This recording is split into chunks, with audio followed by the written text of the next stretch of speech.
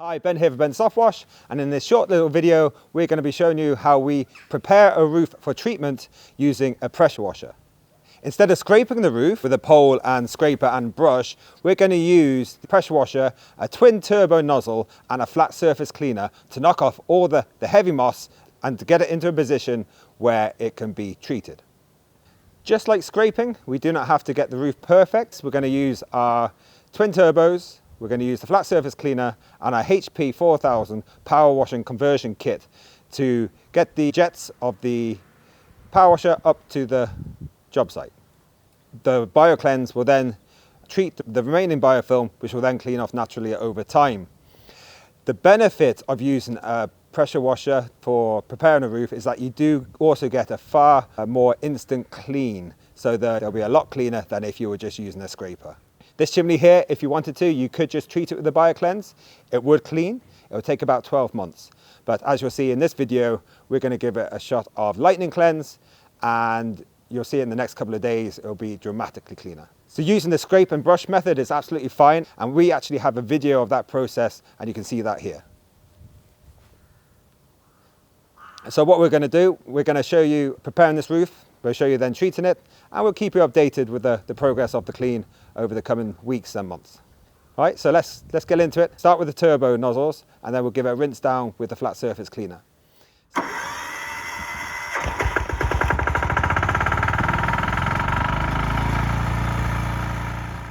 Okay, so let's do this. You'll see there Stevie, he's starting at the top and he's trying to get in behind the chimney there. We'll get the rest of the chimney when we move the scaffolding over to the left hand side. We decided not to use the toe boards in the scaffolding because it's quite low down, and what you find is that your scaffolding boards do not get covered in moss. You can just kick it off down the side. If you're higher up, then we would certainly be using the toe boards on that scaffolding. He's working away fast there now, nice and methodical. You can see the instant clean you're getting there. Move the scaffolding over.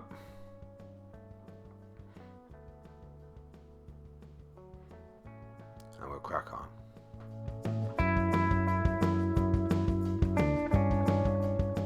One question we get asked quite a lot is that not really hard on your arms, you know, holding the pole out like that? But actually the force of the water pushing up against the tiles actually balances out the pole quite nicely, and a lot of the time you could actually hold the pole with one hand, especially with the slide-in trigger. You can adjust the pole so it balances out quite nicely. Now don't get me wrong, it's still really hard work, but the setup of the pole like this makes it easier than it actually looks. So here's a couple of shots of us kind of halfway through the turbo in.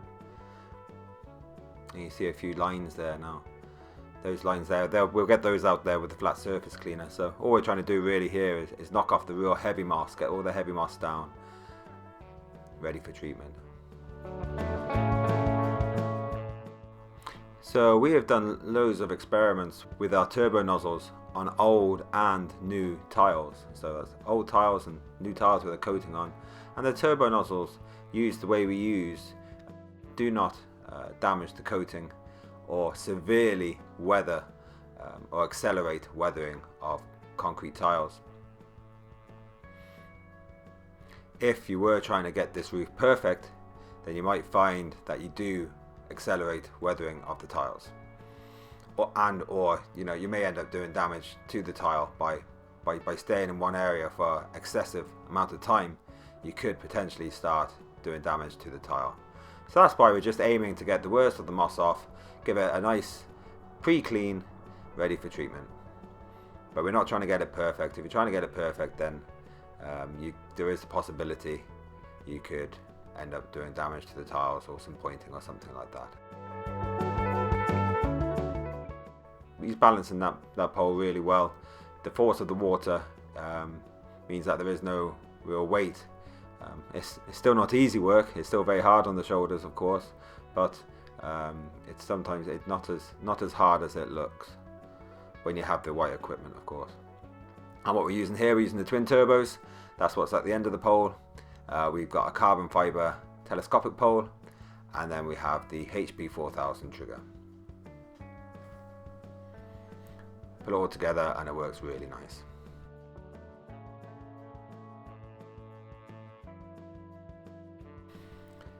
So now we have the roof completely turboed. Steve is just rinsing down the roof with the flat surface cleaner, and this will remove any small little moss spores which are still lying around the roof, get them down into the gutter, which will then hoover out. And if he sees any streaking from the turbos, he will then concentrate on those areas and get those streaks out. Oh yeah, baby.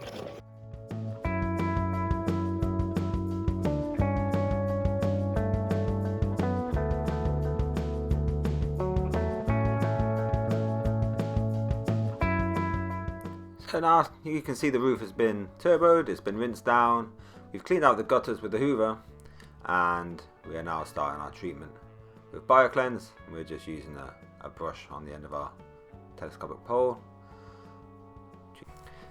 Big tip here, always treat the capping stone on the chimney. This is the first place you're going to get recolonization if you do not, and you'll find you'll get green streaks down your roof if you do not treat that chimney and capping stone. You'll see there in the foreground, you can just see our Zapplicator chemical application system, which will mix and deliver our Softwash solution to the roof. All we had to do here on this job was plug it into the household mains water and start spraying.